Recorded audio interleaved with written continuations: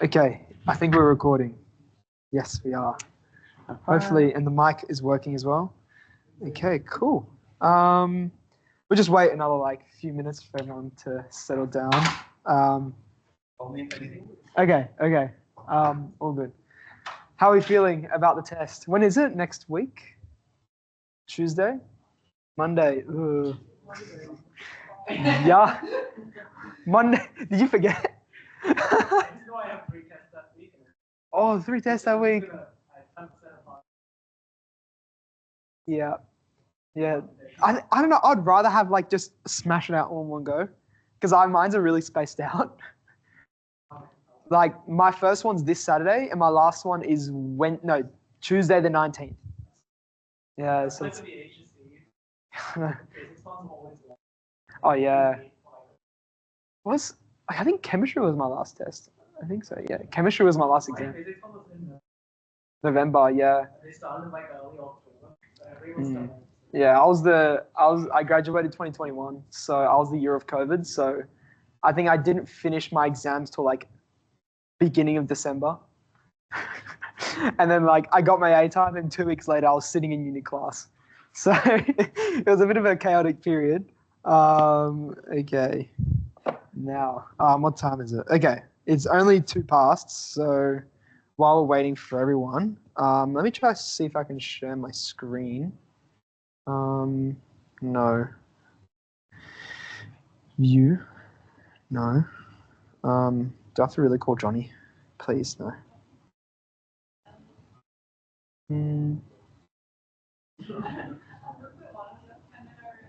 Oh, no.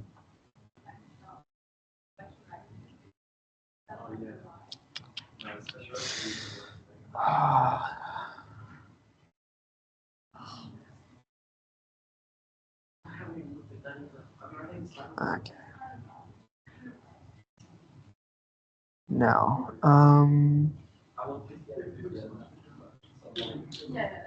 is anyone good with Teams? Is anyone good with Teams? Share my screen to this certain screen. This one. Maybe it is sharing? I think it is sharing. I think my screen is.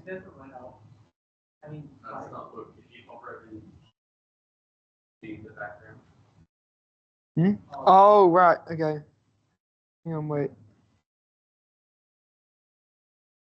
Hang on. Maybe, no, I think it is sharing. I think it is sharing because it's the red screen. Also, because like then it says I can choose to share like this window. Or like I can share, no. I think this one is sharing. I'll call Johnny.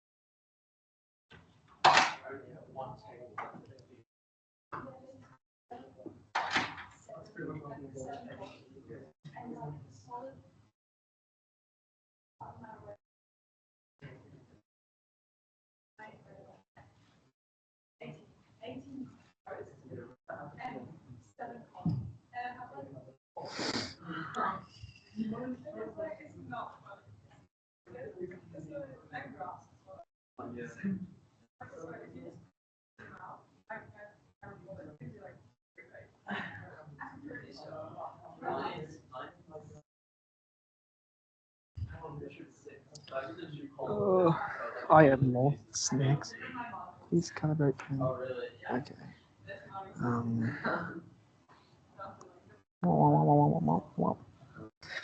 Okay.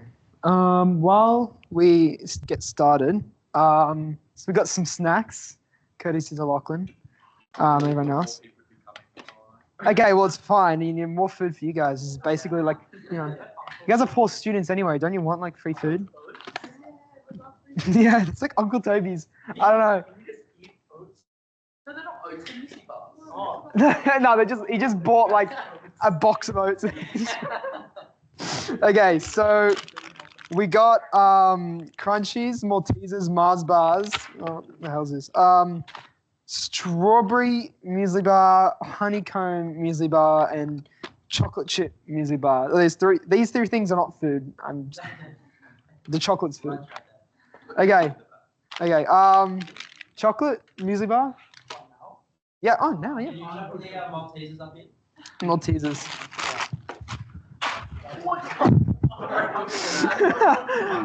I hope the camera got that.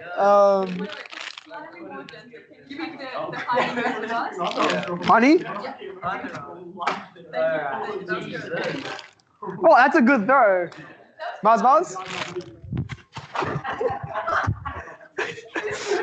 Okay, that was a shit throw. Okay, I gotta admit. I shouldn't swear when we're on the recording. That's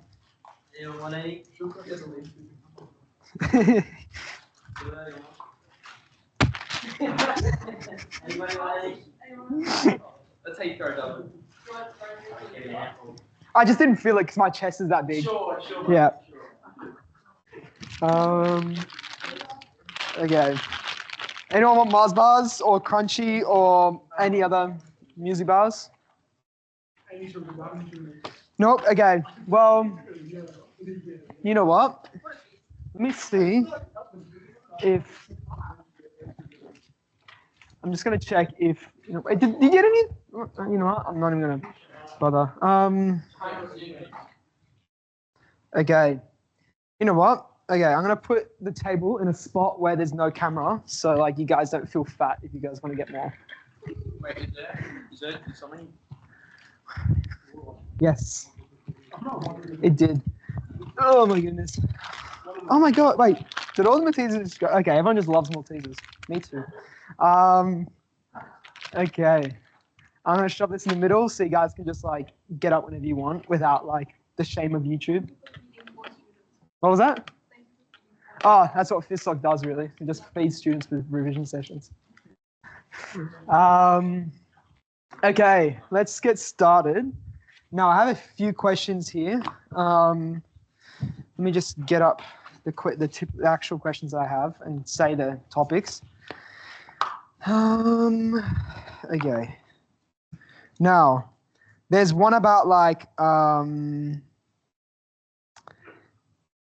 electric charges. So hang on, let me just get my pen. Oh, damn it.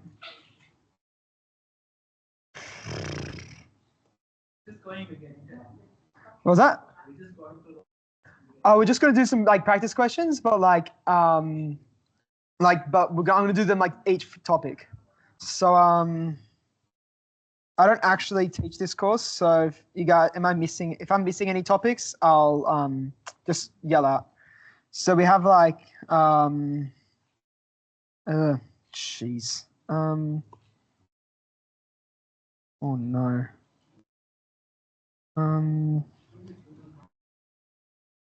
Okay. You know what? This is not a good color.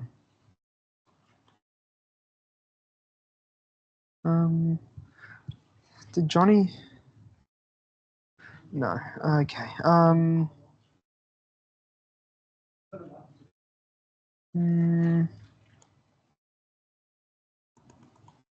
don't know how to get rid of this line, but you know, sure.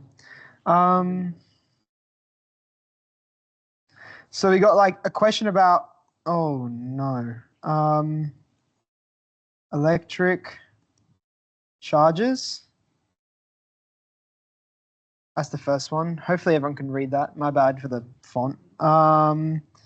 So like the first question like I have here is about like, you know, electric charges. If you have like two together, where should I put the third charge to make an equilibrium position? Is it on? Yep. So the second question is about solenoid and, you know, using Ampere's law.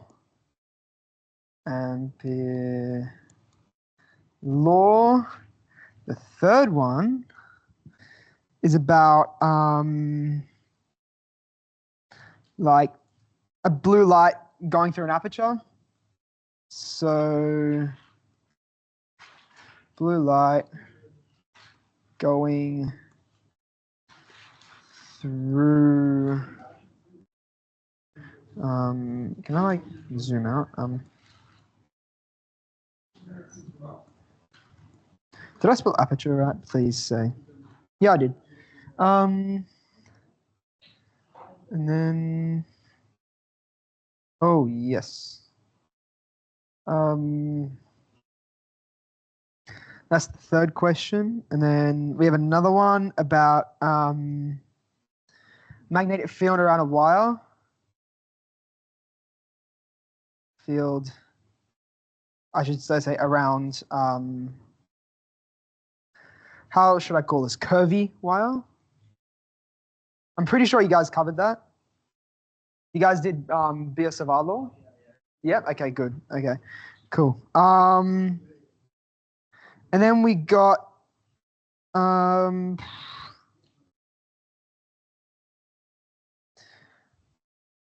no. Jeez. Okay. And the last one we have here is a question about a particle mass. Yep. So this was like quantum mechanics. So like quantum mechanics, that's like photoelectric effect, PE effect. There's also one about Bohr, like the Bohr model. So this is all one question. And you guys did Fermi levels, or is that an old course? Okay, so we won't do that question then, because that's scaring me too, honestly. Okay, so these are all the questions that I have, like just the topics. Which one is the most, which one's the most enticing to do first? What was that? Okay.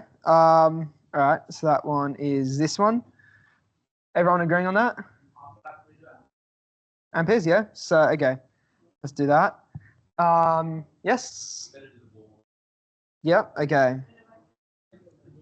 Yes, okay. And then, okay, we'll do that order, right? Cool. Okay. Is there any special? I can, oh yeah, I can get one. Schrodinger one? Black body or Schrodinger? Okay. So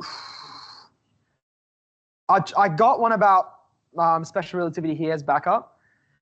What else? And it was done, I think there is a recording on it on the UNSW physics or the PhysTalk YouTube, but I can go through it again. Black body one, I don't have any questions about that, so if you guys want to send them through. You haven't seen any? Yeah, strange. Yeah. I mean, yeah, they're not going to actually ask you, like, the probability of having, like, they won't give you the Boltzmann distribution and say, what's the probability? Like, that's, statistical mechanics time, like third year stuff. So other, oh no. I keep, like, oh, I can do that. Okay. I've never used a vibe before, as you guys can tell. And then if we get time, I think I'll prioritize this one over the blue light through an aperture. Because this one, oh no, I'll give you a hint for that one. This one uses Rayleigh Jean.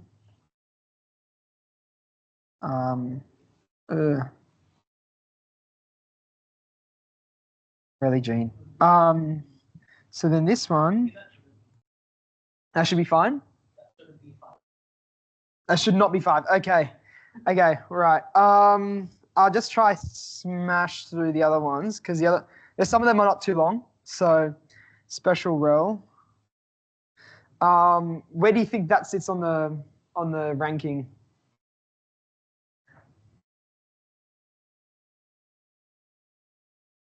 After Ampere's law? Okay. And before the quantum mechanics? Okay. So I'm not bothered to switch up the naming, so I'm just going to do 3.5. Okay. All right, let's get started. So the first one is the current around curvy wire, which for me was question 4. Okay. Oh wait, no, sorry. You said wait, Ampere's law. Yeah, that one. Okay. Okay. Now let me get my notes. Question 4.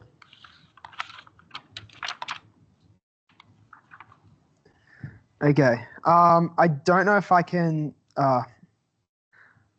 Damn, I can't like project my questions onto here. It's okay. You know what? I'm gonna do something cool. Okay. Sorry, just 1 second. I'm gonna join my own meeting. Join.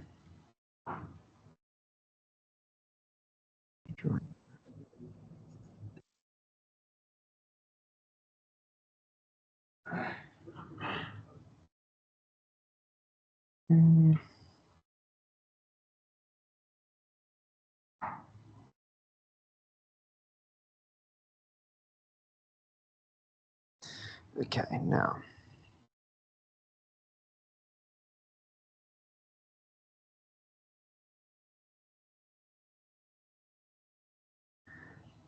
Okay, this is me on my laptop.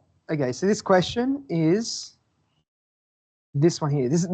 All these questions, by the way, are from the 2018 paper. So I tried to pick and choose which one was a part of your syllabus. So calculate the magnetic field around a point P in the figure. In this figure, very smaller radius is 3 centimeters, larger radius is 9 centimeters, and the current is 12 amps. Make sure to show all working. Okay. Has everyone got that down? Yeah.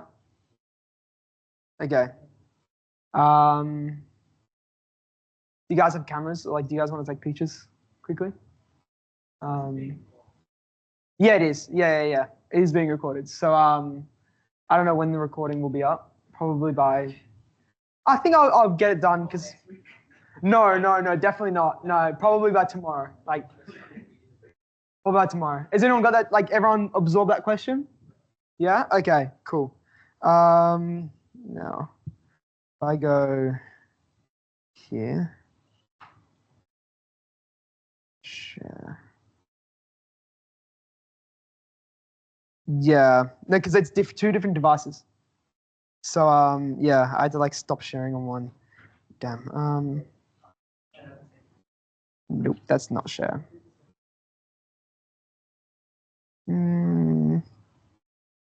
Share. Oh no. Screen. Okay. Cool. Okay, now let's do this question. Okay, how did my pen go? Oh no, there it is. Okay, so in this question, we got, I'm just gonna redraw the diagram. I'm gonna make this slightly thicker. We got kind of something like this. Sure, that's just not gonna be. And that, okay. Sorry if my drawing's really bad. Okay, don't judge, guys, all right? Look, I didn't do art, as you guys can tell. I know. You guys should have seen the PHYS1241 revision session where I drew a dolphin. That was great. You guys would have loved it. Go watch that on YouTube if you guys haven't already. See my artistic skills. Okay. So RB, oh my goodness. RB, RA, and then that's our point P there. Let's just call it P there. Cool. So yeah, that was basically the diagram. The diagram was flowing in this direction. That's where the current was going. And then I'm just going to label each of these sections. Like in these questions, you just want to label them in sections of the wire. So you got 1, 2, 3, 4. So then we already know that is everyone just happy by me going B, like that's like the magnetic field from wire 1? Okay, all good. This is just going to be 0 because of our right-hand rule. If we take because the magnetic field around a wire kind of goes like around loops like that. but then there's going to be no magnetic field in the center, right? All good? So we can say that. Cool. So then we need to write down, for what's, so now we need to find B2. Oh my, come on. B4. Now we're going to need to use Biot-Savart law. Biot-Savart, I'm not too sure how to pronounce that. But Biot-Savart is basically going, jeez. I'm left-handed, so it really doesn't help that this thing is on this side. Can I? No, can't. It's okay, I'll just shift my hand over here. Okay, so B is equal to I'm pretty sure you guys have seen it in this form before, or it's all this, essentially all the same. I dl r squared. Guys familiar with that equation? Yes? Okay. M naught? Oh, it's mu. That's a mu. Does that look like that does not look like an M, I'm sorry. M is like that. Like, I don't know. And okay, look, where's M in Biot-Savart law? That's what I was asking you, actually. Deal with it, okay. What was that, sorry? Oh, that's like, oh yeah, okay, fair enough. That's like length. That's like, the length, like the direction of the, like an incremental length of the wire. It's basically saying, I could also say like, you can also put it in like this form. I'm pretty sure you can go like di, something like that. But I just want to use dli, and I'll show you why. Or idl. If you want to put like a vector on top, that's okay. Now so now we know B2 is going to be, let's rewrite it, for pi. Now the radius of this part here is RA. So we're going to say, geez, Teams is so much better. Okay, and then I can take the R out. So we just get, and then see if that makes sense. Or maybe, no, not 2 pi, my bad. Yes, we are. Okay, so I think I might have skipped a few steps here. Okay, so when we're doing this, what we can do, we can just basically, well,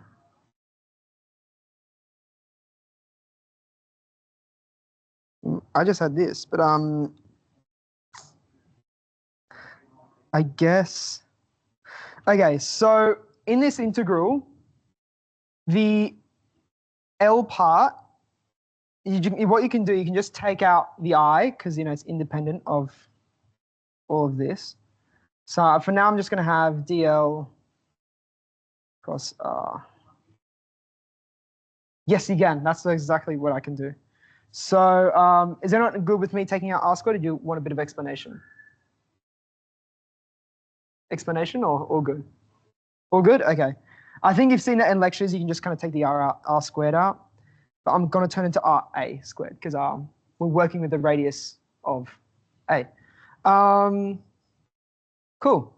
And then this just gives a direction, that unit vector. So basically, what I can do, I can just kind of integrate it. Because the reason why this dot product is there is to give the magnetic field a direction. So if we have, R running along, let me get a different color. If we have R running along like here and radius perpendicular, the cross product is something perpendicular to those two, right? Which is going to be something coming out of the page. So something's going to be coming, or in or out, but let's just say out. Is it making sense? And considering we're going anti-clockwise and the radius is like that, it should be out. Yes? Kind of, but the thing is with the right-hand rule, you gotta it's the magnetic field on a straight wire. Well, we can kind of use the right-hand rule, but for little increments on the wire. What we're gonna have to do is gonna have to multiply, the new length is half the radius of the circle. Is that making sense? Okay, so basically the right-hand rule comes from BS of R, the magnetic field due to a straight wire. But this is not a straight wire, so we can't use straight wire equation because it's a curved wire. So basically, this is just a very fancy formulation of the right-hand rule. And the reason why I'm doing this formulation is to integrate over this guy. The reason why I want to integrate over him is because it's an arc, so I have to basically integrating over dl will give me the length of the arc, or just pi r. And then that cross product r just gives me a direction.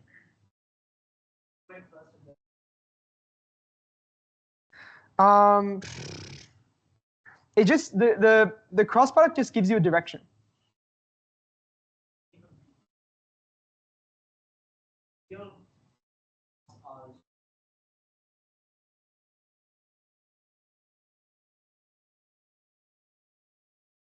Yeah, because cross products in this case it would be dl sine theta, right? It's just down. Yeah, exactly. So theta would be 90 in this case, right? Yeah. Something like that. Yeah, so we just want to integrate that. Is that making sense? Sorry, I just kind of overcomplicated that. Basically, just want to integrate over that, and this gives a direction.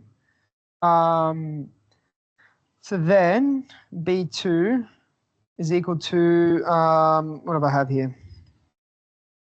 Mu naught I on 4 pi RA squared times by pi RA. Is that making sense? Because the circumference of a circle is 2 pi r, and I've just halved it because it's just a semicircle, right? Cool. Okay, and then bit of simplification. Oh my goodness, B2 is equal to mu naught I over 4RA. That's just B2. Now, similarly, we can do the exact same thing for B4, except, so let's just say this is, so let's just say positive direction is out of the page, right? Okay, so because all these directions are going in and out of the page. So B4, we're going to get something very similar. We're going to get minus mu naught I over 4RB. Is that making sense? It's the exact same thing as before, but except we're just changing the radius. Yes, exactly. That's why you can write the BS of R law as di cross R, or I times dl cross R. It's just because the I is in the direction of, dl is in the direction of the current, because the current can only follow what the wire does. Current can't go outside the wire. That wouldn't make sense, unless if it's jumping, But does that make sense? Yeah. Okay. So then, so this, let's just say, so that's B2 is going to be out of the page, and we know it's going to be out of the page because we can also just kind of verify with right-hand rule. If you take the top and go out, yeah.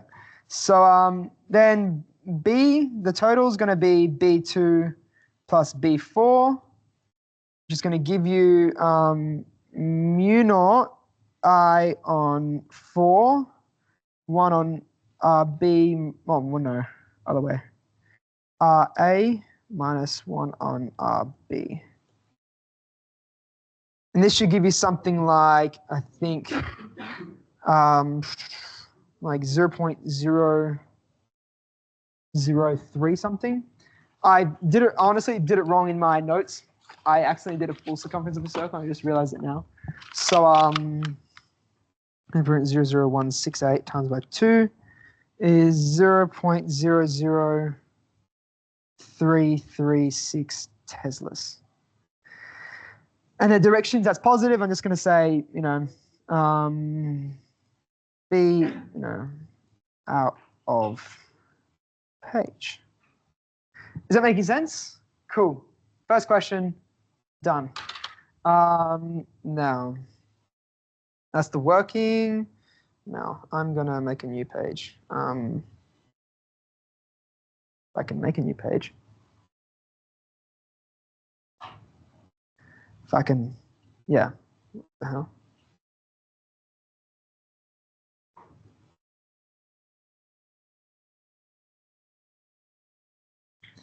I do not want to do that.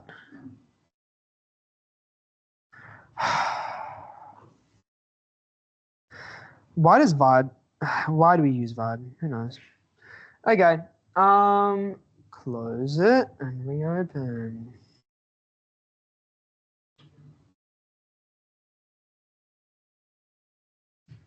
In the meantime,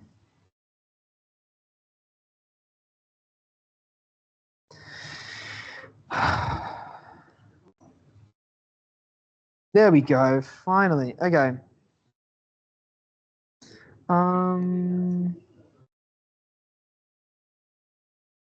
Question 2. Okay. I'm going to share my screen, my other screen. Okay. Whoa. Stop sharing. Now. Share. Choose tab. Now, the second question we had was, what do we have? We had solenoid and Ampere's law. Okay. Okay, so if I go the solenoid. So this is the question, literally right after it, which was that one, yes. Okay, this is the question. If you guys want to take a quick photo. A solenoid is made out of n circular loops, each with radius a. It has a length L. The current is a sinusoidal current with amplitude I naught, like I naught sine omega t. It is sent along the solenoid.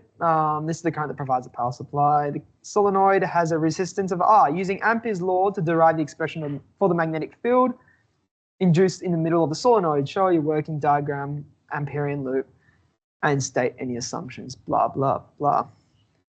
We're all good for that question? Copy? Okay, what time? I'll try to speed things up.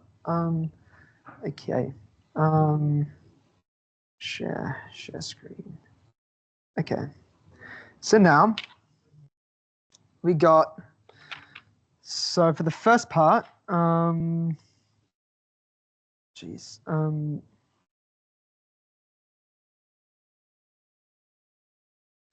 the first part, maybe I want to, yeah, that's so good. Okay.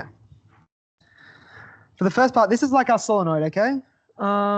We got some, again, going to see my amazing artistic skills.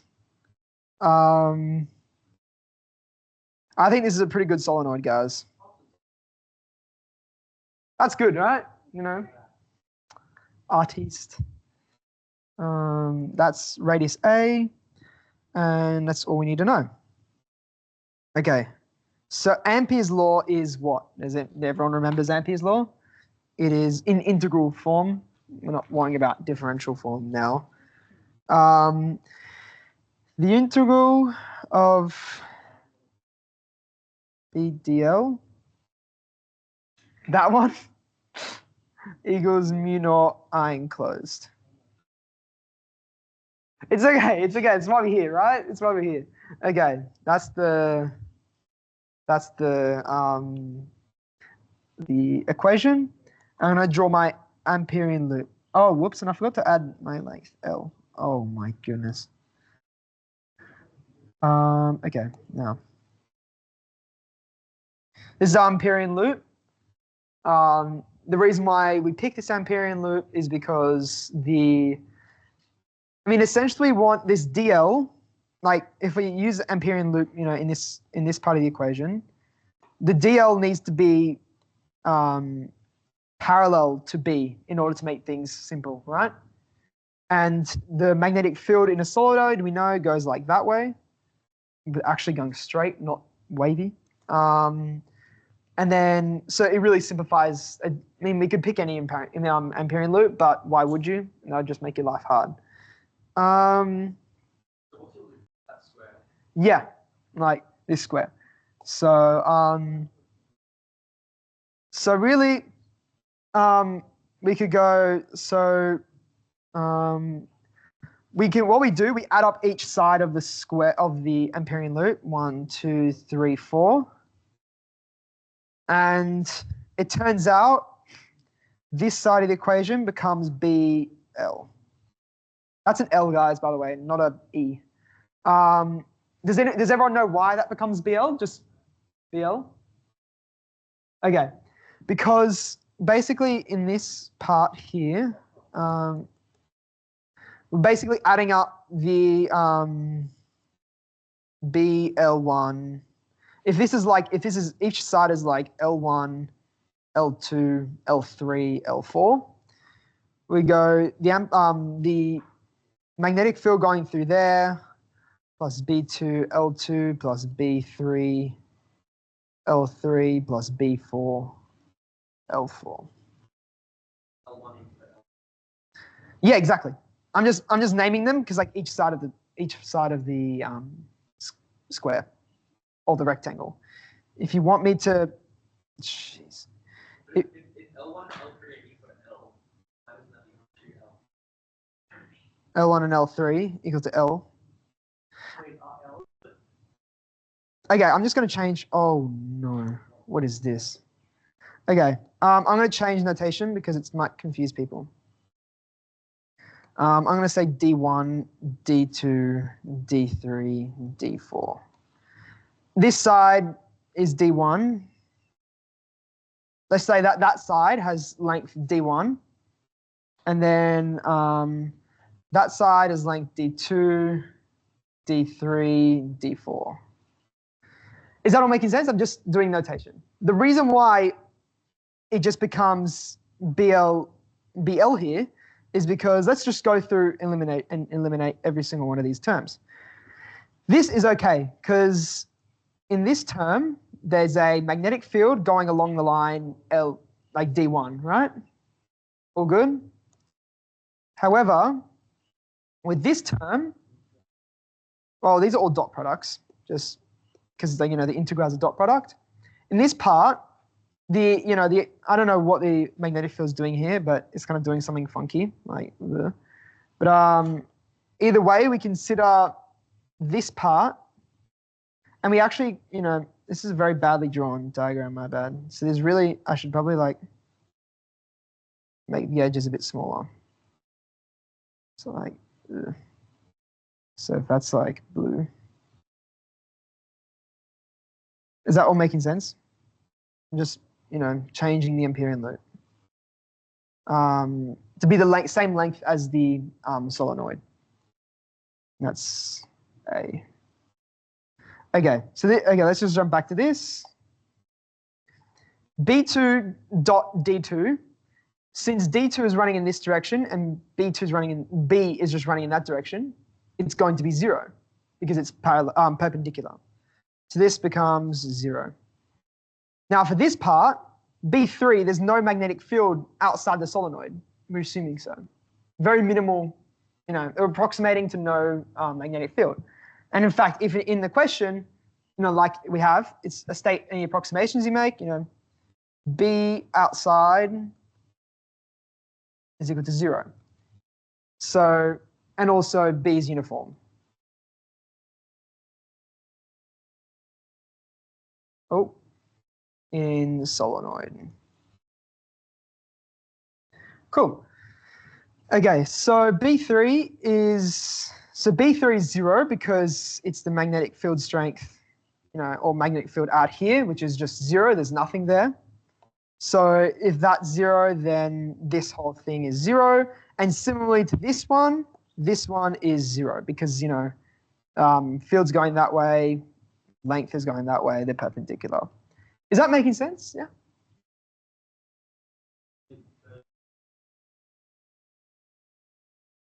Yeah. Yeah. I mean, like what we're going to do, we're going to approximate, because it's kind of, annoying to determine the magnetic field outside the solenoid. So since we know that the magnetic field inside the solenoid is much, much stronger than the outside, we can kind of approximate it to 0. Is that making sense? Because the reason why, they're asking why is it much stronger on the inside? Well, basically, imagine applying right-hand rule to each one of these wires. If you apply right-hand rule to each one of them, it's just going to make a more and more strong magnetic field going that way, right? Because, you get the wire and you kind of go like curving in. In this case, the magnetic field is actually going the other way. So it's going the other way in this question, but it doesn't matter for the math. And outside, basically what happens is if we have a longish solenoid, the magnetic field's kind of go like that. Maybe like that. And this in here is going to be a lot thinner. So we know, if the flux is, the flux is much greater. So, or not flux, the flux density, yeah. Is that making sense? Cool. Okay, let me just get rid of all my scribbles. Okay, let's jump back to the question. Oh, no. So that's the left-hand side covered. Right-hand side, we got mu naught. And the iron closed, well, the iron closed is just, Ni, because, exactly, because it's how many, currents are in the Amperian loop. In this case, there's one here, but then there's one again here and one again here. So this becomes Ni. Is it making sense?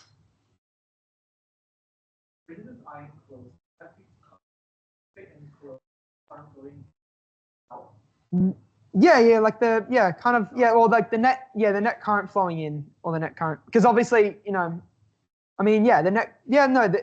think it's the net current going, in it, the flowing in. I think the net flow, because in this case, there's a net flow.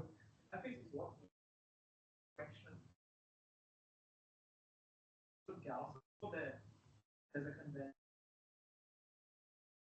Charge leaves. It feels like go out.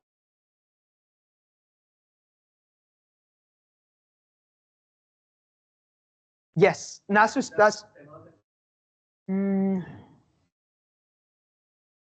for our question, not really. For our question, not really. If I had some currents that will flow in the other direction. Yeah, you just do the net flow. But I think what it means by iron closed is just how much current is in the loop. Like what's the current inside the loop, basically. That's what it's saying. I don't think it's more flow in and out kind of thing. I don't think I was wrong before, but it's just like the amount of current inside the loop, if that makes sense. So like if I had like a loop, let's say like this, and I had like a current like I enclosed is just I. Oh. But if I had like, sorry, my very bad handwriting. That's an I, by the way, not a fancy letter. But then if I had like, two of them, that becomes 2I. Is that making sense? So that's when the entire coil.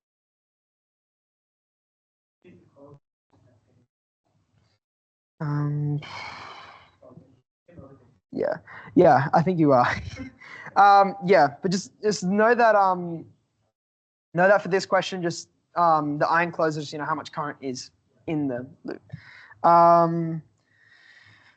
Okay, cool. Now let's jump back to it. Now, what do we have? That's it. That's part 1 done. Okay, that's sick. Part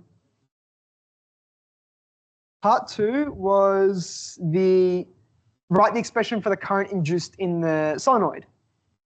So what kind of equation are we going to use for current induced? Anyone? What was that? Oh, what equation or what relation are we going to use for like the current induced due to a magnetic field? Mm-hmm. It's just an integral. Not really. Yeah, Faraday's law.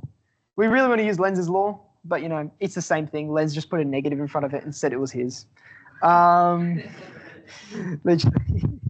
Imagine that you invent something so important, and some other guy just comes on and puts a negative in front of it and goes, "Ha, that's mine now."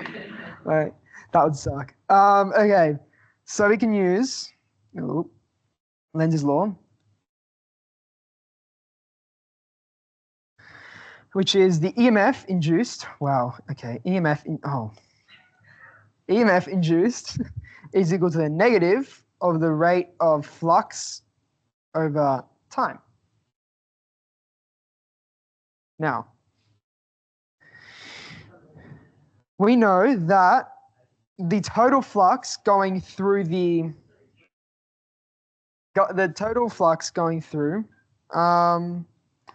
and by the way, for this question up here, I mean, I can just leave it like that. If you really want to include I equals I naught sine omega theta omega t, sure, do it. But that's fine. Like, that's the way it is. But the reason why I was saying that is because we actually kind of need to include that I in this question. So we know that the flux is just BA. Sure, BA cos theta, whatever. But in this case, what we're assuming in this solenoid is that the area vector, like the normal, is parallel to the field. So I can just multiply them two pretty simply. What was that? Yeah, that's our assumption, saying that B is uniform, and that also kind of the outside zero. But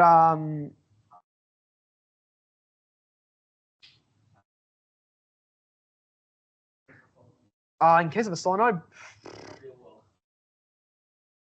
I don't know. If you have like a very weird shaped solenoid that's like very rigidy, then like it might not be nice. Like but for a smooth, even for a smooth like curve, it'd be fine because like there's some of the air vectors is like smooth. But if you have like a very rigidy one, it's very different. So, but in this one it's straight, so it's definitely the same. This one is going to be equal to, so we know the magnetic field is given by mu naught Ni on L. That was from this part up here. And yes, I just left the L with the B because it looks nicer like that.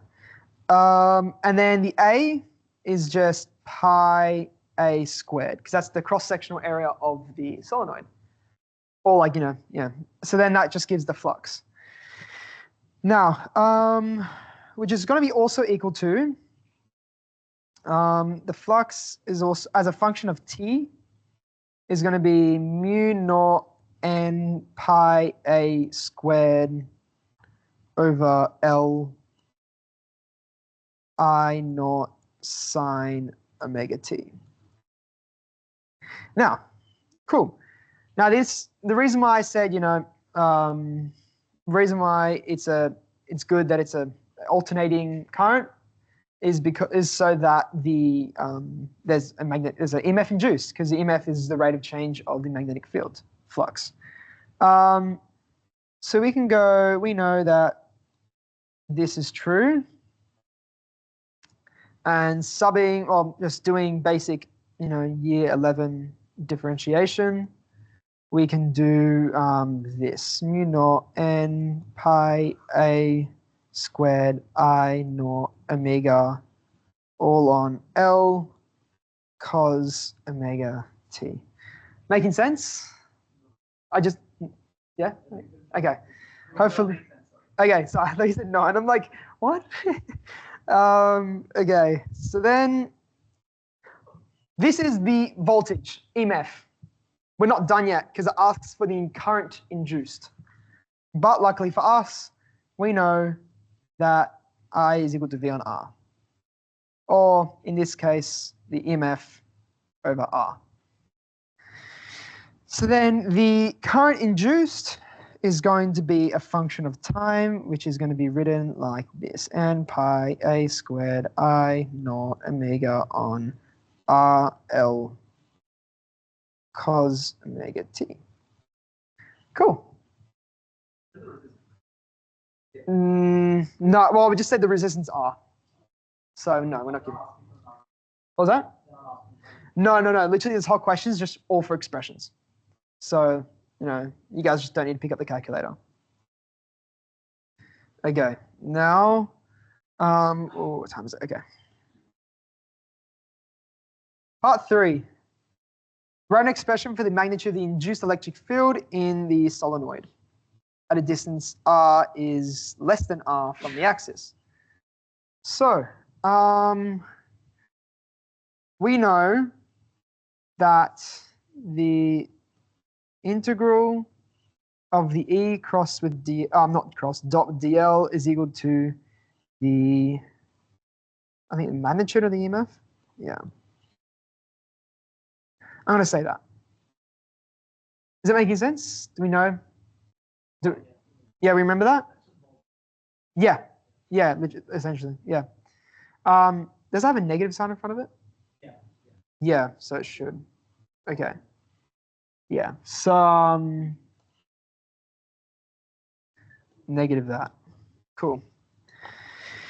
Okay, so then we know, doing this integral, we can do 2 pi r e. So if we have our,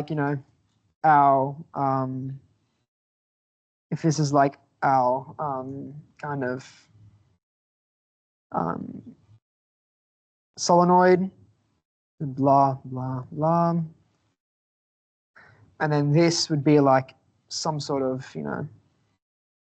R, I think. Yeah, so R is less than A. So R, and then that's like A. I'm just doing that demonstration to help you see it. But basically, we're just considering, a Gaussian kind of loop thing. Which is just, 2 pi just comes from the circumference of this thing here. Is that making sense? Cool. Okay. Oh, too far. Okay, which is equal to negative of what we got up here. Because our EMF was that, so we just do negative of that. So then we can do a lot of writing. Can I just you guys are gonna hate me. Copy. Oh no. Can I just paste it, please? I guess not. Okay. Like you guys. Mu naught n pi a squared I naught omega on L. What?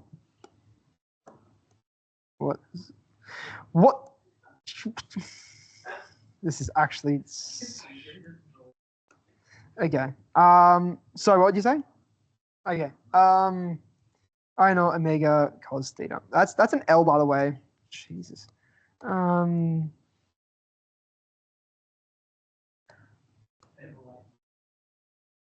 Cos of omega t. That's just from the second part, right? The R? No, because we're using the EMF, which is just, negative E, which is this thing here. So it's not the answer to the last part, but it's like the steps, in the steps.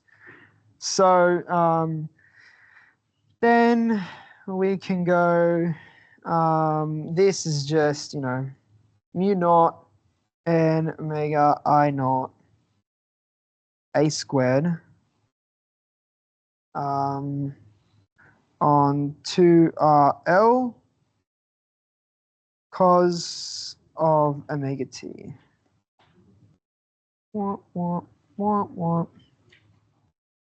And then did it say the magnitude or did it just say, yeah.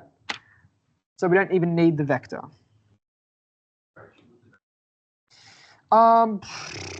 What is the direction around a... No, electric fields are vectors. Electric field on a solenoid is kind of like, I think it's radial. I want to say radial. I do want to say radial. Yeah, I think it's going to be radial to the... What was that? Just found an expression to the magnitude.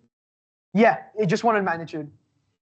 But I think the direction would be some sort of, I think it would be radial, which makes sense because perpendicular to magnetic field. Yes, because okay, cool. Okay, that's question 3 done. Oh, question 2, sorry, my bad. Okay, so I'm gonna, okay. So we got like a couple more questions. What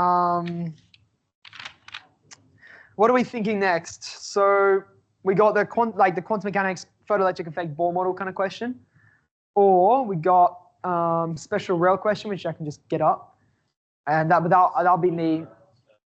Okay, that'll be me winging it, but it's okay. Okay, it's all good. So, oh, cool! Look at that, we're winging together. Cool. Now, let me see if I can share my screen. Do you guys want like a 5-minute break? No, it's been pretty slow so far, so I think. Okay, I might duck outside for like 2 seconds to grab a drink because I haven't drunken water all day, so I'm kind of parched. If you guys want to, while I'm outside, that's the question we're going to be doing. Desmos, our favorite. Desmos. Please, students, don't put each other in chokeholds. All the time. I'm joking. This is easy. That's the question. You guys can see. Cool. I'm gonna go ahead.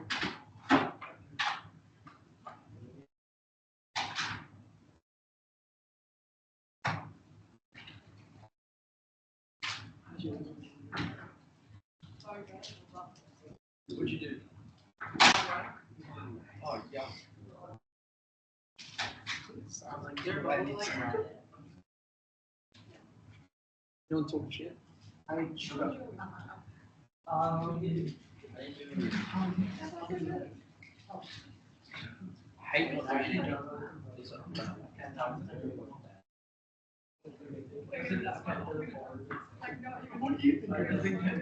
Let me just finish this with one mic up. So.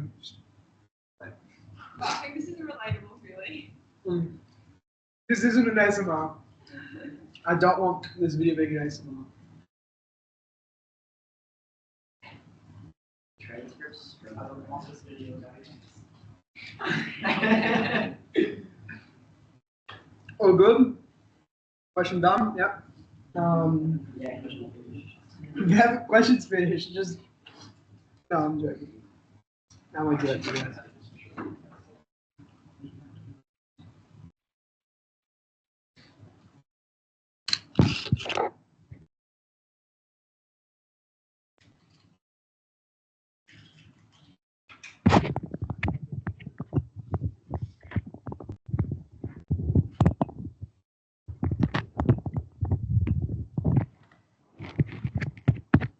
Okay.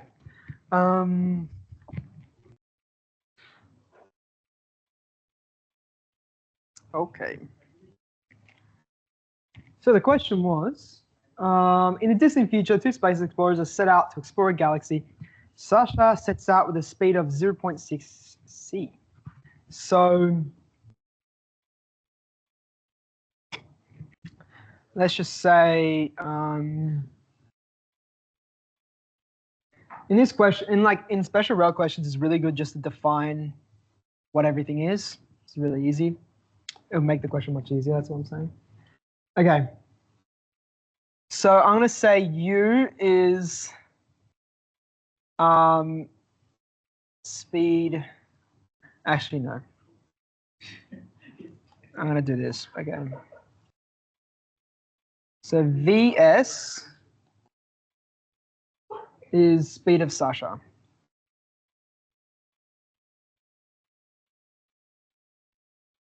In the home planet frame. So Vs is 0.6 c. Yeah. Okay. Desmos travels in a perpendicular direction as Sasha, also measured from the home planet. Okay. So if this has a direction of like x, v of Desmos, speed of Desmos,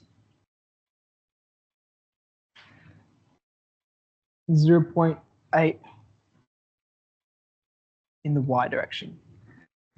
I just chose x and y because they are perpendicular. Cool. Now, according to Sasha, her ship is 100 meters long. How long does the observed from the home planet measure to be? Okay. Okay. So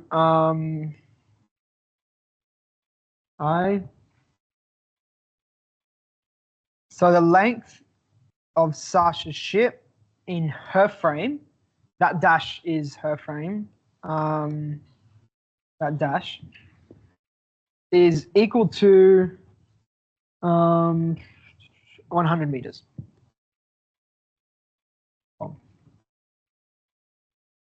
So that's like, how long does an observer on the home planet measure it to be? Okay, so just before we actually find it, what do you think is going to happen? Is it going to expand or contract? Yeah, contract. Yeah, because consider like her as a stationary frame and us as the moving frame. If the length is in the rest frame, we're going to find how long is the length in the moving frame, which is the home planet. Cool. So what is the length contraction formula? Don't mind me, Google.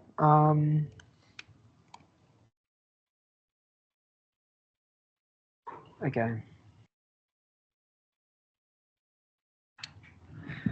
So we know length contraction as L naught 1 minus V squared on C squared, right? Is that it? Okay, cool. Now this is the length in the those are the object. So this is the in this question in every question. The one here is always the rest, and then that's the moving. Right? So we know L naught is going to be L S dash, because that's the frame of Sasha, equals the square root of 1 minus, now the speed of Sasha was 0.6 squared. Okay. I just cancelled the C squareds if that doesn't annoy anyone. Cool. That's not an equal, sorry. That's a times. Okay. So the answer is going to be 100 times by the square root of 1 minus 0.6 squared. So it's going to be L is going LS.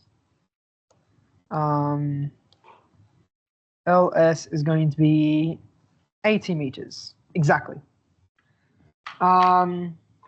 If you want the same number of significant figures, because that's always good, 80.0 meters. Cool. That's the first question done. Is there anything else? No. That is literally it. Okay. Now, second part. Okay. Sasha's ship has a mass of 3 tons. What is the kinetic energy of the ship according to an observer on the home planet? Okay. So the mass of Sasha, I'm just calling Sasha's ship Sasha. Okay. 3 tons or 3,000. Sasha's not 3,000 kilograms, okay? Oh, jeez. What is the kinetic energy of the ship according to an observer on the home planet? Okay, let me just Google.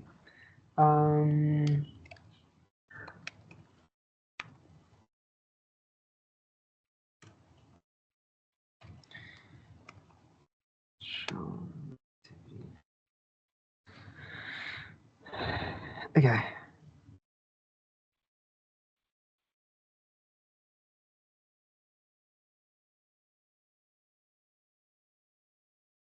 Okay, so we know that kinetic energy, relative relative kinetic energy is going to be VMC squared minus MC squared.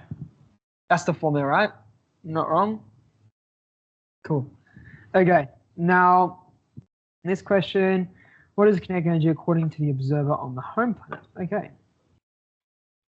On the home planet, yep, this makes sense. Okay, so according to the home planet, Sasha has a velocity of 0.6 times the speed of light.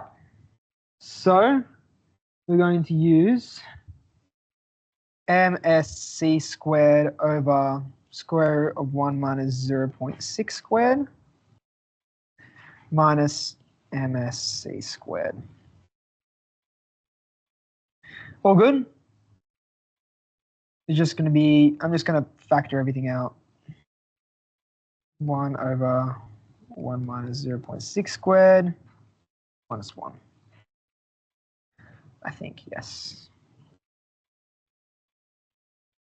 Okay.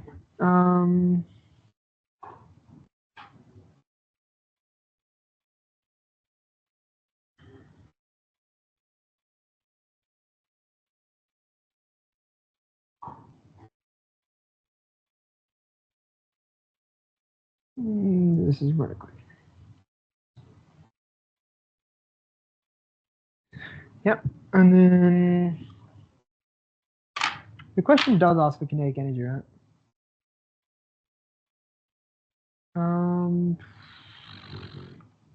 Yeah, that's the only thing we needed to define was that velocity, and in the frame of the home planet, Sasha has that velocity, Vs.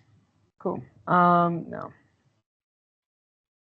so we got plugging everything in. We got 3,000 times by 9 times 10 to the 16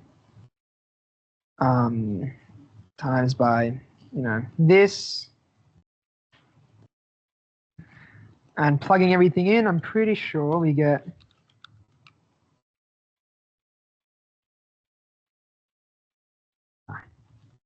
1 over square root of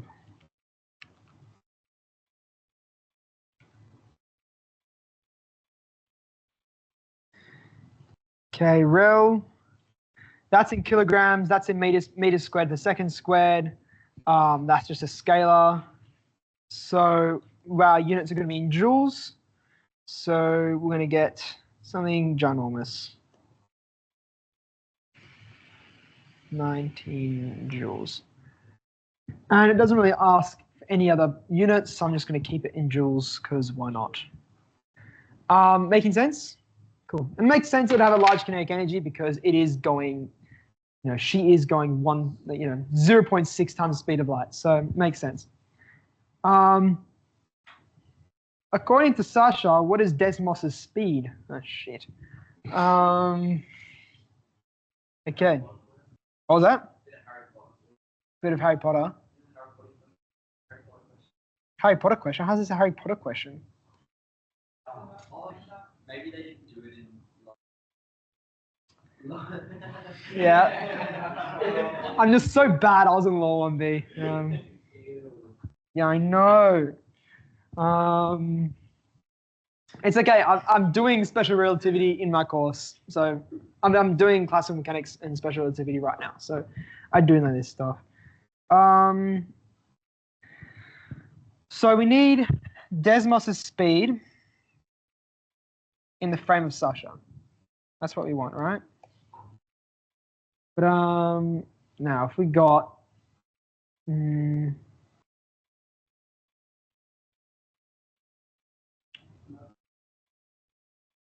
so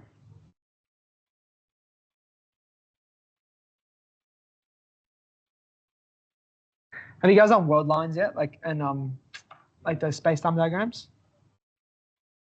Yeah? Okay. I'm pretty sure. So if I do this, that doesn't bother you? Sasha, yeah. It's gonna be a weird one because they're going in two different directions. So, what was that? I don't know. I mean, sometimes they can go in the same direction. Sometimes they can go in opposite directions. You know, like if they're going opposite directions, like, you know, speed of Desmos can't be faster than the speed of light. So you have to do a bit of Lorentz transforms there. What were you asking? Yes, they are perpendicular to each other. So yeah, just for reference, I know we have, like, let's say that's Sasha going that way. And that's Desmos. Okay. This is a hard one.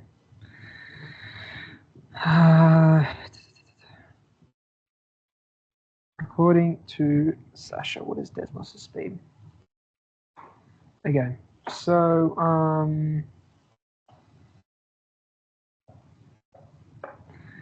if we have the I think I've done. We have, like, you know.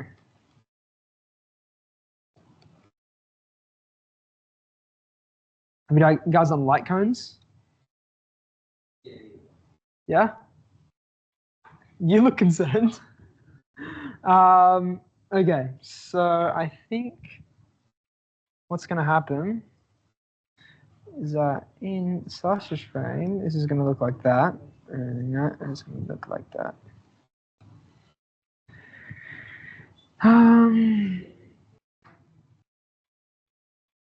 Have you guys seen that before? Okay, because this is basically like second year special relativity as well. So, which I haven't completely mastered as well. So we're gonna do this together. Damn.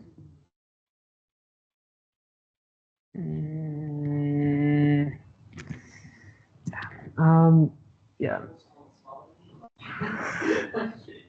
Oh no. If Anna was here, she should be able to do this question. But yeah, okay, let me think. I mean, if you have, like,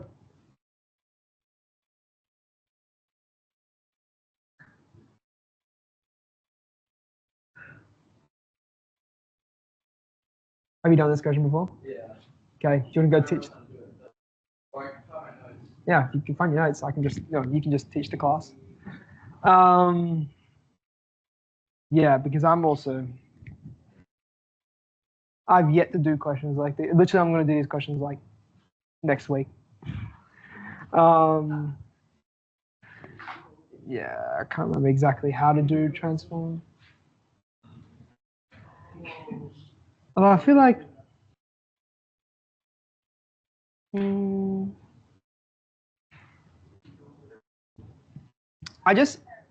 I mean, naively, I'd say that it should be the same, right?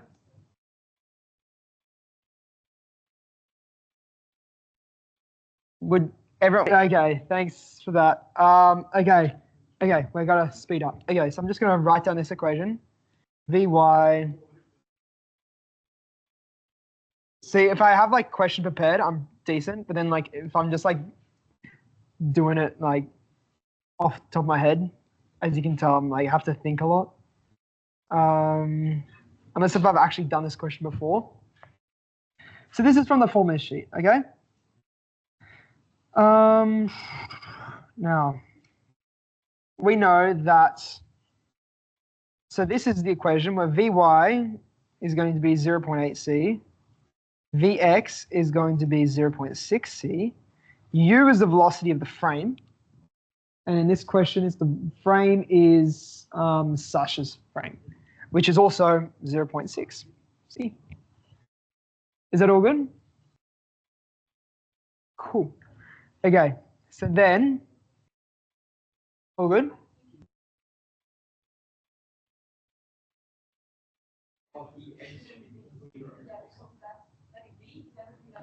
Oh yeah, more.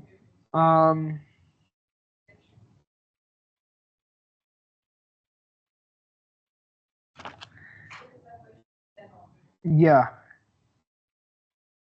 Okay, then in that case, I mean, but then Vx, if Vx is 0, then the whole denominator is just, it just becomes 1? No, because, yeah, I mean, yeah, it becomes 1, but then you got, so basically just get rid of the denominator, right? Okay. And is that No, but we're trying to find.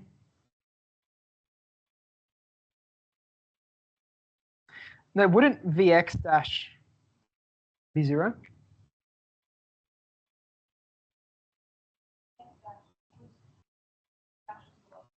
Oh yeah, my bad. Yeah, yeah. We're just changing up the frames. Yeah, but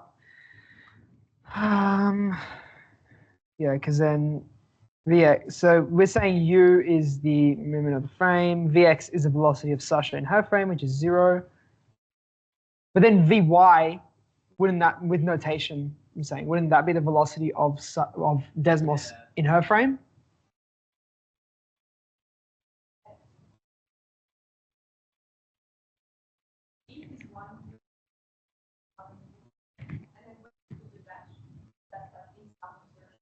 Yeah.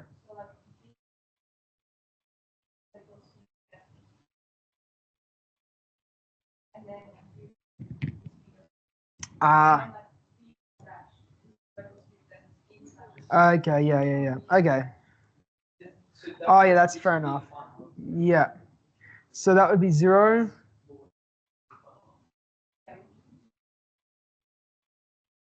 Because, yeah, so then Vy dash. Oh yeah. So, yeah, so everyone online, Vy, we've just concluded after discussion. Vy is the velocity of Desmos. Vx is, Vx is 0 because the Desmos doesn't have any x component in velocity. U is the velocity of the frame, or just velocity of Sasha, which is 0.6 c. So doing all this, we get 0.8 c square root of 1 minus 0.6 squared, which could be this. Then I want to get there. I'll just get it. 1.92 times. Yeah. 1 minus 0.6 squared. So yeah, I'll just say like 0.64 c. Is that making sense? Cool. Okay. Okay, that took good. We did that question because that was a bit of a journey for all of us. Are we all happy? You gotta find Vx minus 12 and add. That is true. Almost had it. Almost had it. Okay. That's okay. We got the, yeah, we got the formula sheet there. So Vx minus u on 1 minus uvx on c squared. That's a dash there. Which is just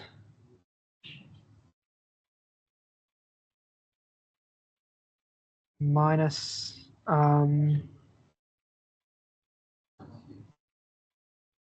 yeah.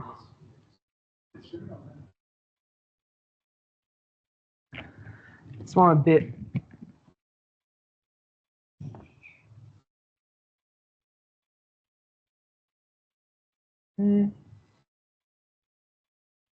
That makes sense.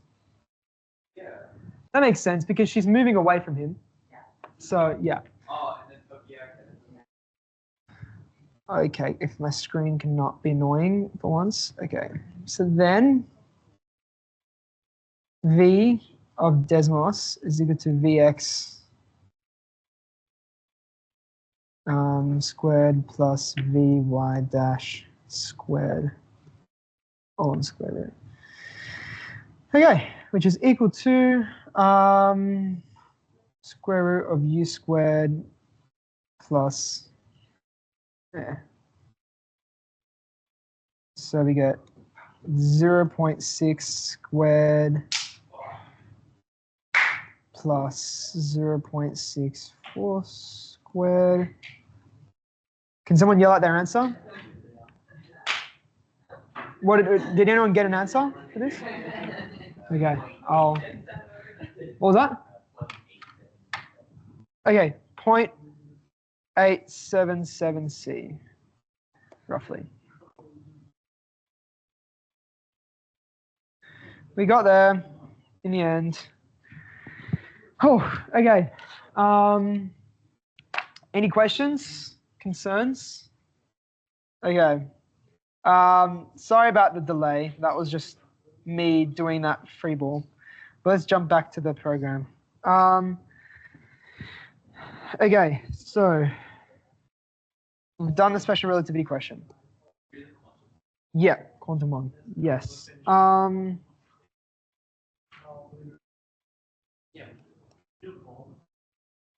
It's the same question, so we'll just do it all in one go. Now, is there no quantum in your test? No, there is. Yeah, I was about to say it. Like, come on. Yeah, like, why wouldn't you?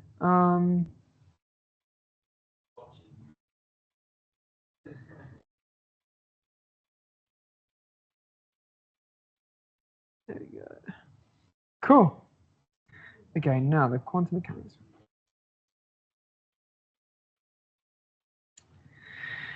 Okay, that's the question. Oh no. That's all good. Sorry. Okay, a particle of mass m and charge q is accelerated across a potential difference v to a non-relative. Yeah. It's a 4-part question, so if you guys want to take a photo. So the first part is particle of mass m and charge q accelerated across a potential difference v to a non-relativistic velocity. Calculate the de Broglie wavelength of this particle. And then the second part is a question about the photoelectric effect with the work function of tungsten. The third part is a singly ionized helium atom,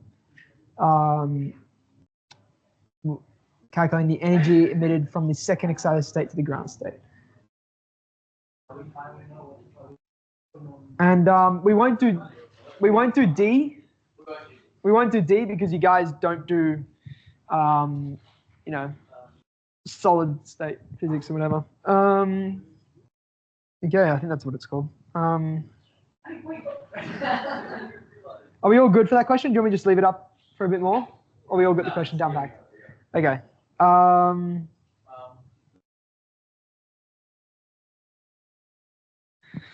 Okay.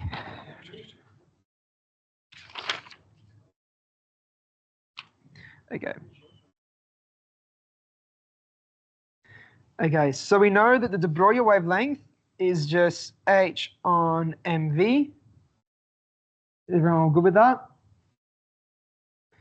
So now we know, but we also know that when a particle is accelerated across a potential difference, all the potential energy gets turned into kinetic energy, right?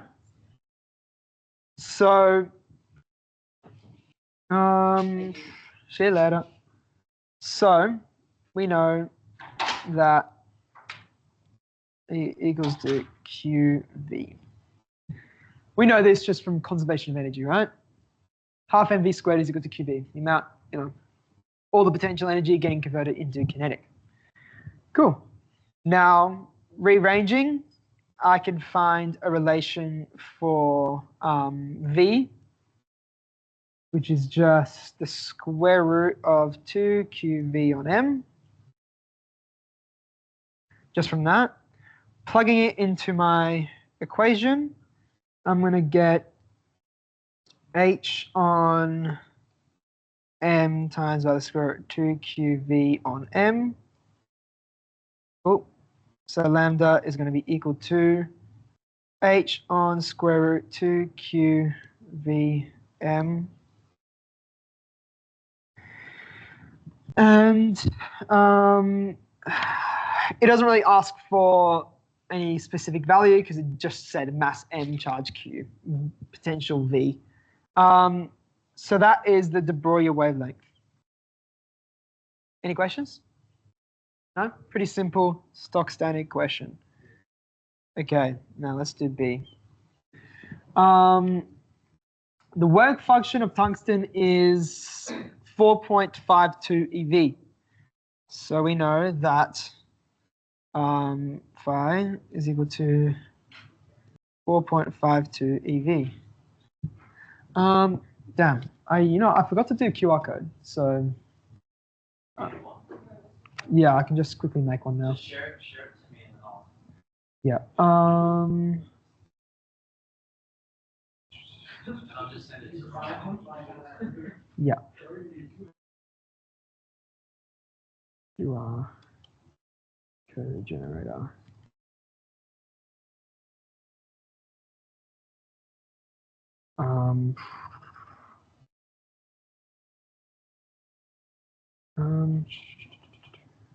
This one.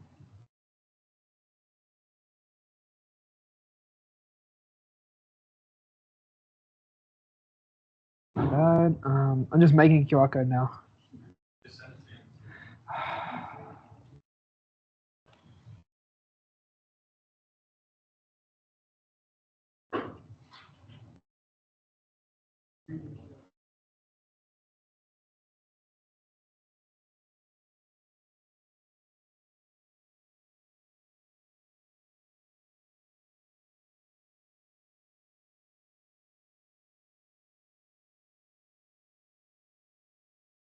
I'm gonna airdrop it to you.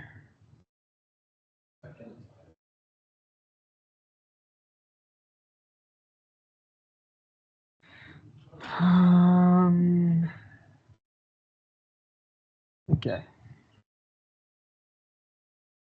Damn. Okay, I'm gonna try to be quicker. Just send it to me. Saves. Okay.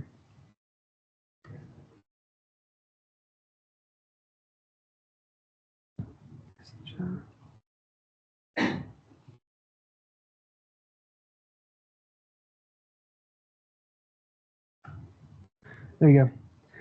I'll put it up on the screen later just for the people online if they. Okay. So the second question is, okay, we have this. All right, the work function of tungsten. Now we know that the energy of a photon is going to be equal to the work function plus the kinetic energy of the electron, because a photon is incident on the tungsten. It has uses the energy of the work function to kind of excite the electron out of material, and the rest of the photon's energy goes into the kinetic energy of the electron. So the energy of a photon is hc on lambda is equal to 4.52 plus kinetic energy of the electron. So in this question, so then we go Ke is equal to hc on lambda minus 4.52. Now, the question does say maximum kinetic energy, but that's kind of the whole point of this equation. We have, we're assuming that, the rest of the energy, like after all the energy is going to the work function, it's going all into kinetic energy. That's the maximum kinetic energy you can do. In reality, it's like I think it's some sort of distribution of velocities that happens, and not all of them eject with the same velocity. But K. Now, important thing is here is that this 4.52 is in electron volts. So I'm going to use H, the Planck's constant, as EV, so that everything's in the same units. I don't have to do conversions from joules to EV. So H in EV is 4.136 times 10 to the negative 15. And then I'm going to do times 3 times 10 to the 8. All over. The wavelength was 200 nanometers. So it was 200 times 10 to the negative 9 meters. Is that all making sense? Yeah. So, oh yeah, so I was saying that we're using, so normally Planck's constant, something like, yeah, times 10 to the negative 34. That's in joules. The reason why I'm using, I have to put a minus 4.52 here. The reason why I'm putting it in, I'm using 4.136 times 10 to the negative 15, because that's in the units of like electron volts per something. Let me see if I can find the exact units of the electron volts of Planck's constant.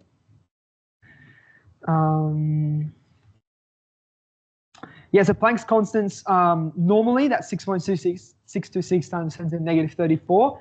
That units for that is in joules per hertz. But this one, 4.136 times 10 to the negative 15, that's in electron volts per hertz. I just do that so that my final answer is going to be in electron volts, and I'm not minusing joules from electron volts. So then, doing all this, we get K max, or just, K of the electron, in this case, is going to be, using the calculator, one can get that. 1.684 electron volts. All good? Cool. Okay, that's photoelectric effect. That's not too bad. Okay, oh, geez. Might zoom in a little bit. Okay, part C, part 3, whatever you want to call it. Oh, damn. I just realized. I forgot to switch it back. Okay, so stop sharing. Share screen. Okay, just for those online, sorry about that. This is the working for the first 2 parts. I did not record the screen. So you might have seen it in the background here, but it was not on the screen. So if you just want to pause the video and look at those solutions and just, even if you want to follow my voice as I explained through from before. Let's jump to part C. Now part C says in a singly ionized helium atom, Z equals 2, 1 electron has been removed, 1 electron remains. So this is like our helium atom, the helium ion, more or less. So plus, and we got 1 level.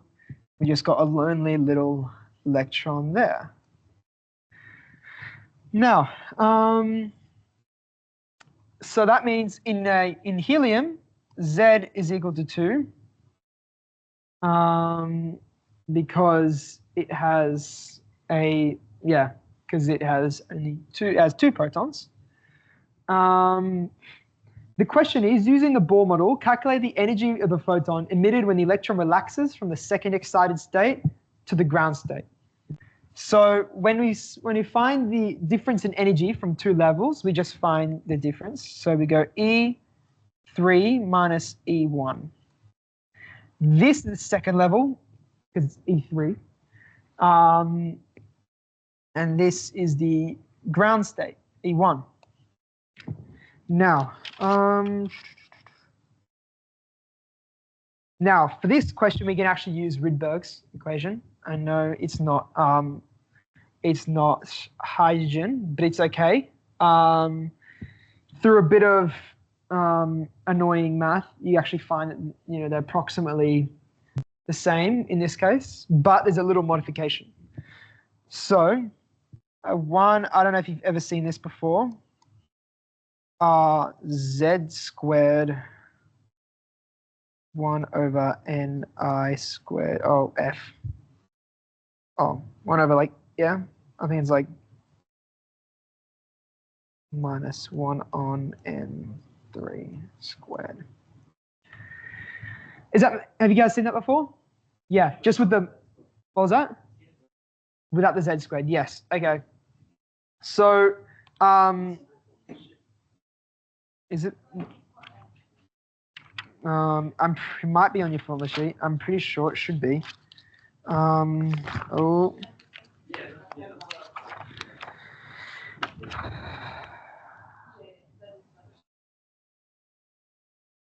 Mm-hmm.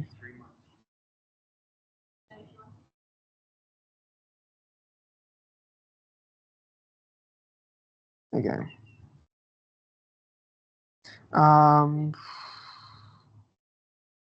Yeah. I think you guys have more seen this equation. ME4, yeah. Okay. You guys have seen this one instead. I'm going to do it this way because you guys would be a bit scared using that one. Cut.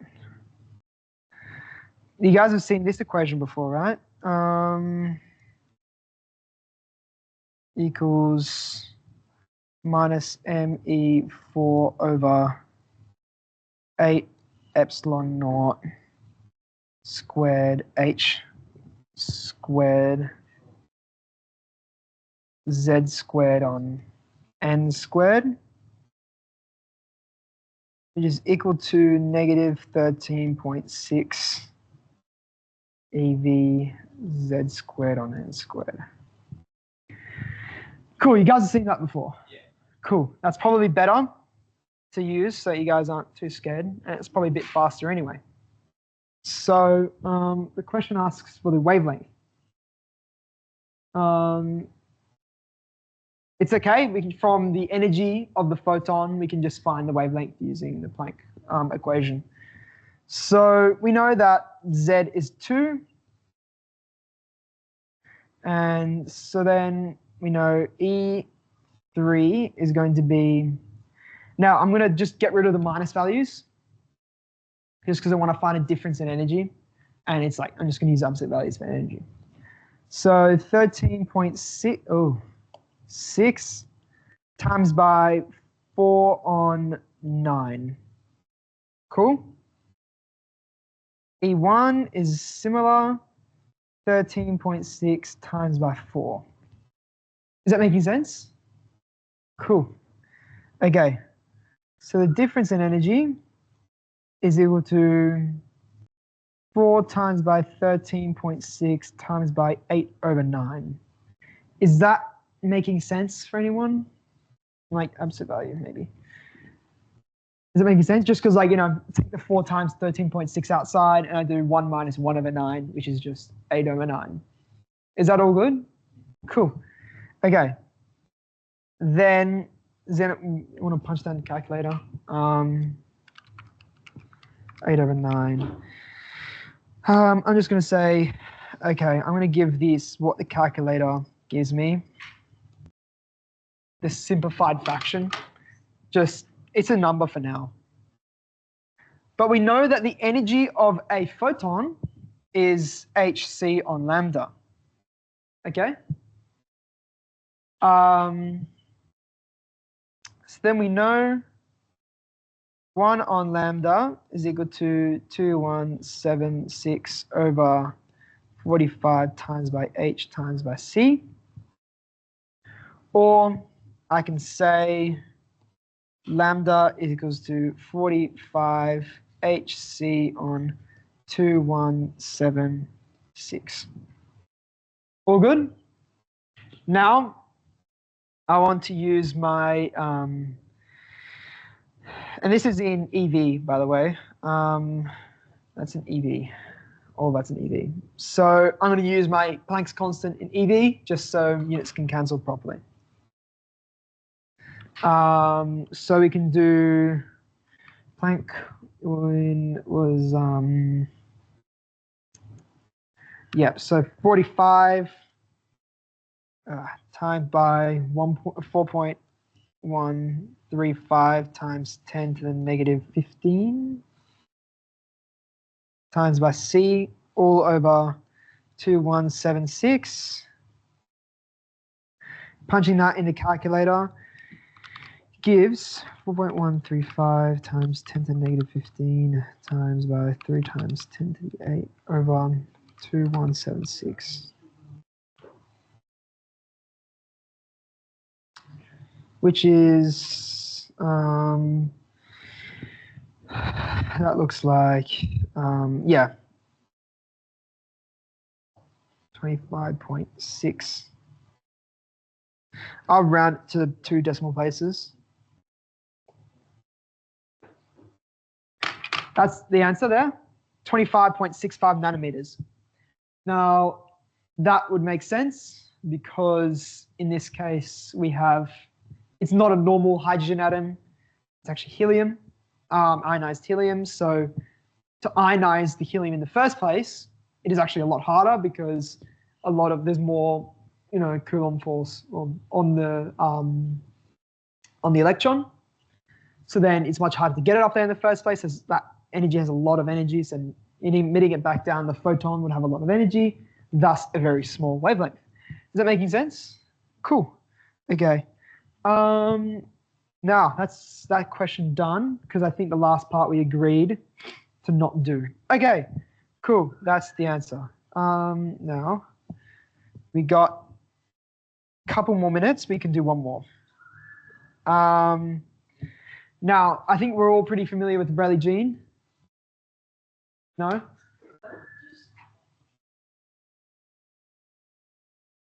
Yeah. Okay. 1.22.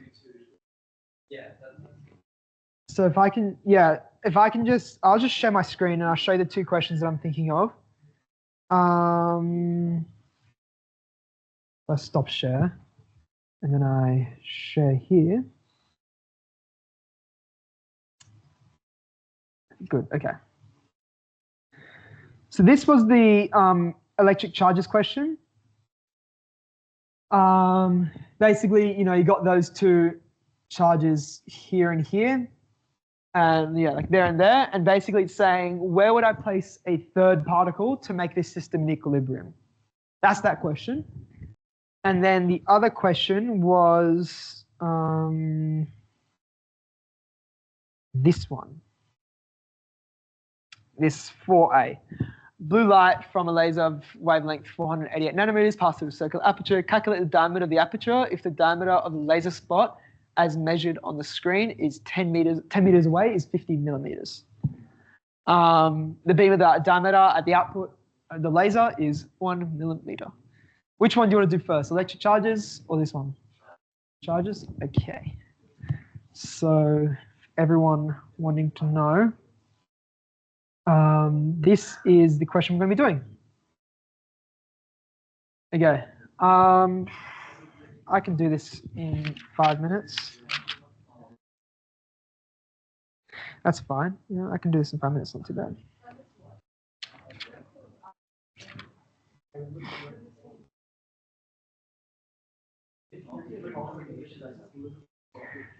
Okay. Cool. Has anyone got that question down packed?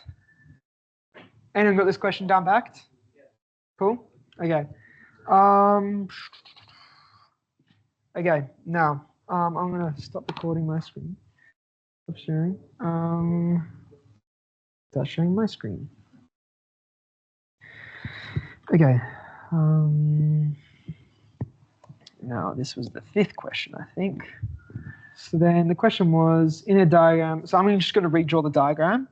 So we had something like this was the y and this was the x.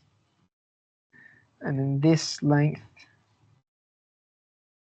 And then we had some particle here and some particle here.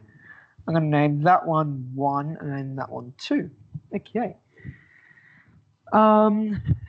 So Q of 1 is plus 1.0 microcoulomb minus 3.0 microcoulomb. And this L, was 10 centimeters or 0.1 meters. Cool. Okay. Third particle with unknown charge Q. Okay.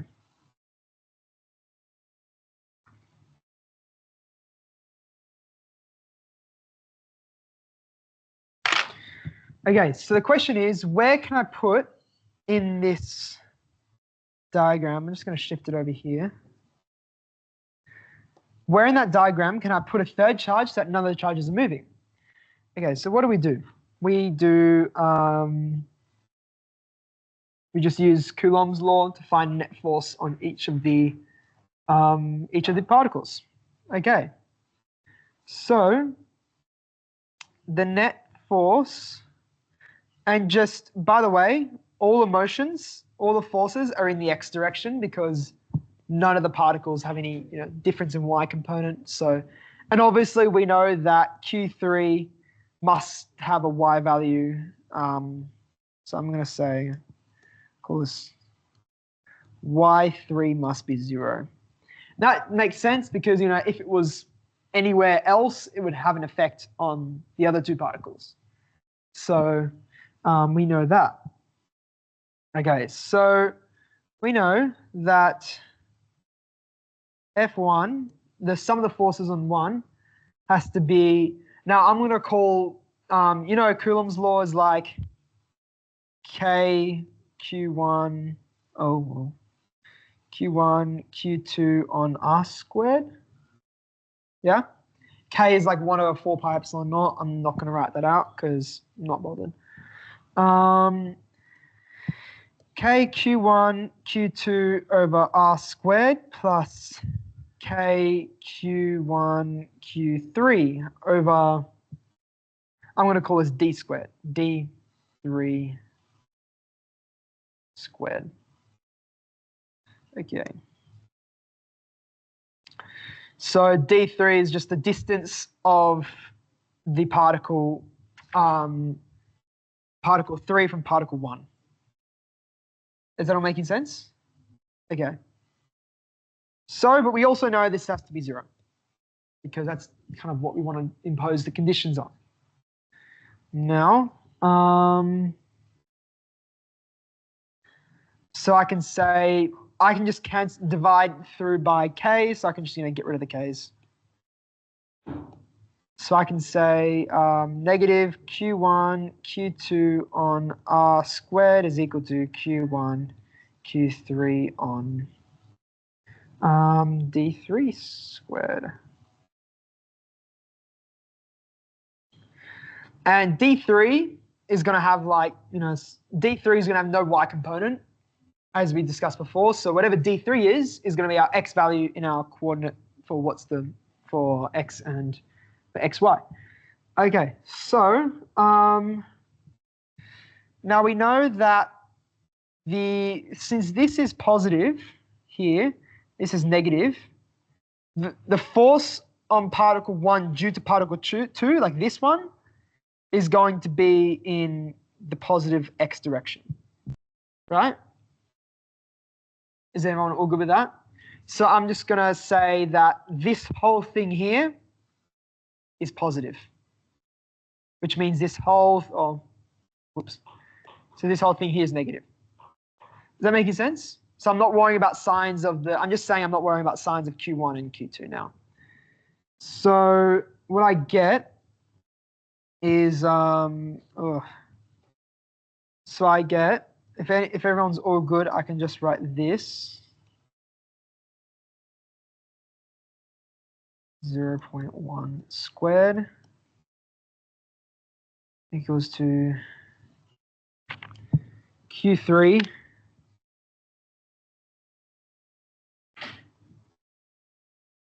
times 10 to the minus 6. Now I got rid of the negative sign here. That's okay. I mean, I could just justify myself by saying there should be a negative sign on the other side. But I also just want to say I'm looking for a distance, so I don't really care about negative signs. I mean, I kind of do. So let's just put them in.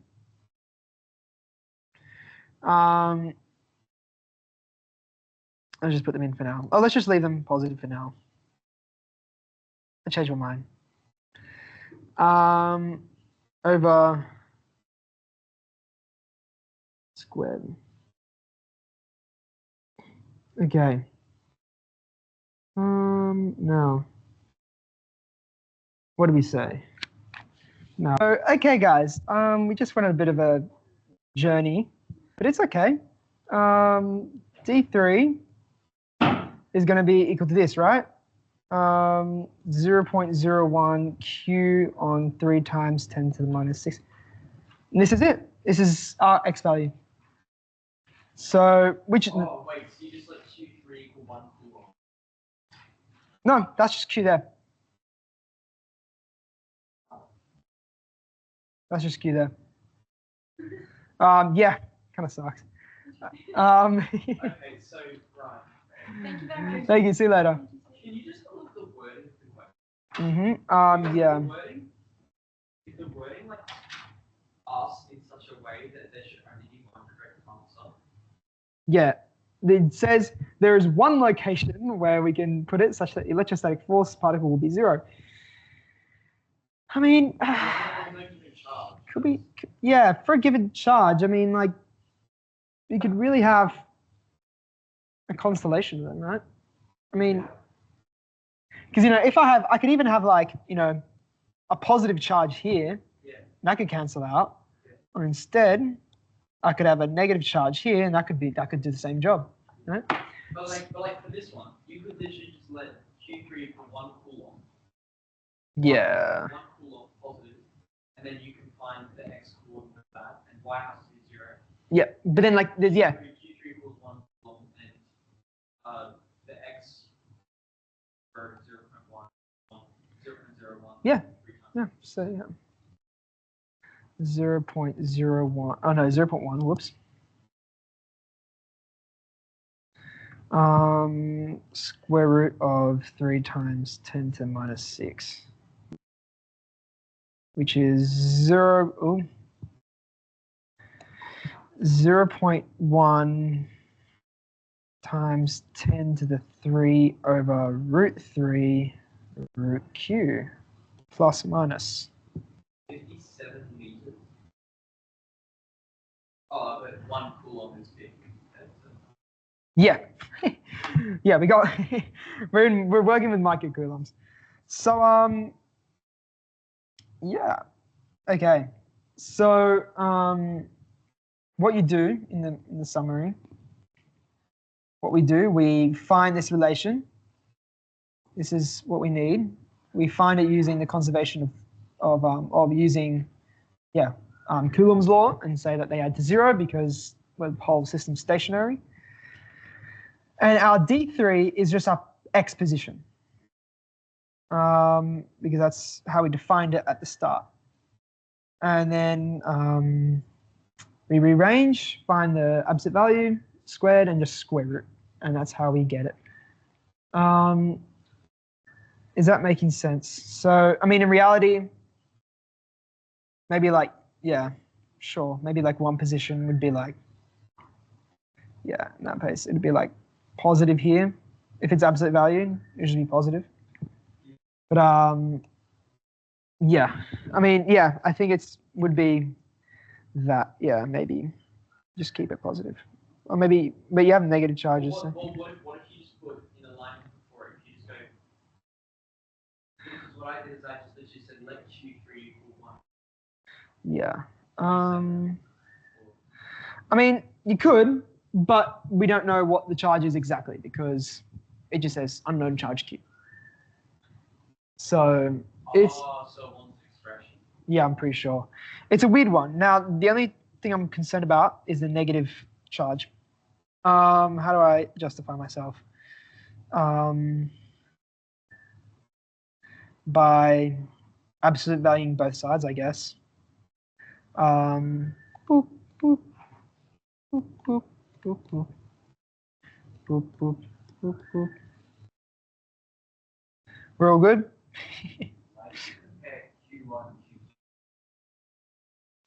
Why do I compare them in the first place?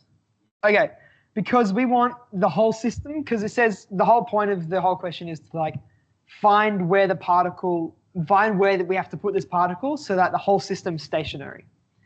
The whole system's stationary is when the sum of the forces is 0. I just thought that because the question said that the particles on the x-axis are the... Yes. You assume they're stationary.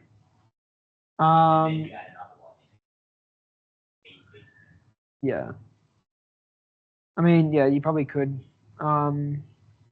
Yeah. I mean, in that case, yeah, is fair point. They are stationary, yes. So in that case, you could really have like,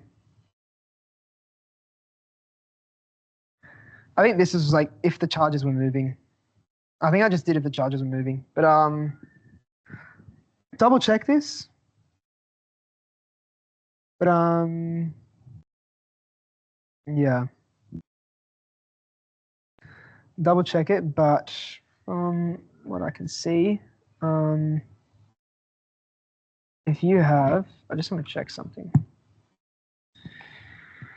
0.1 times by 10 to the 3 times by, yeah. Okay, this works. Now, the reason why I'm saying it works is because, now, let's just think about, like, sure, in the stationary thing, I think I could just assume that, I could just assume my 2 answers straight away. But, you know, it's been fun not assuming they're stationary. Because you know what I can do if I assume they're stationary? I can go, well, these two can't move. So obviously, You just chuck Q to the other end of it. And it will be equilibrium. So that length would be L. And it works because subbing it into the equation, this equation down here, for subbing, what was it, -3 microcoulombs. Subbing it in, it all cancels out and we still get 0.1, which is cool. And if we extend this further and we want to instead put a positive here, we would have to get 0.2 to get to the other side. And then if we want that, ooh, shit. If we want that, if we have 0.1, 0.1 times, yeah, and then we got 1 microcoulomb, so it'd be times 10 to -3, whatever.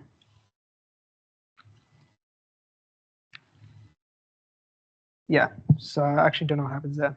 But yeah, it works because of,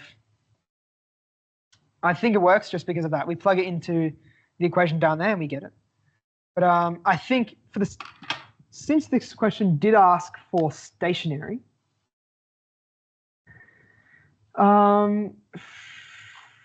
like they're rigidly fixed. So yeah, in that case, where do we place it so that it will be the system won't be annoying? In that case, actually don't know. Because when you have, yeah, strange. Is there a solution if they're rigidly fixed? Because if I just plop a particle somewhere,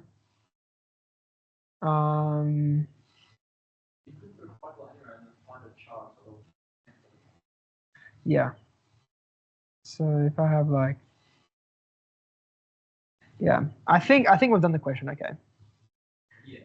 Okay, I think that calls it for a day. We've stayed another extra half an hour. Sorry for the long question, but probably was worthwhile doing. I'm very tired and hungry. Okay, so I'm going to stop showing my screen. Sorry for that. That took much longer than expected. Okay, so thanks for watching. And solutions, yeah. Just if you have any questions, just ask people on Discord. And yeah, sweet. See you guys later.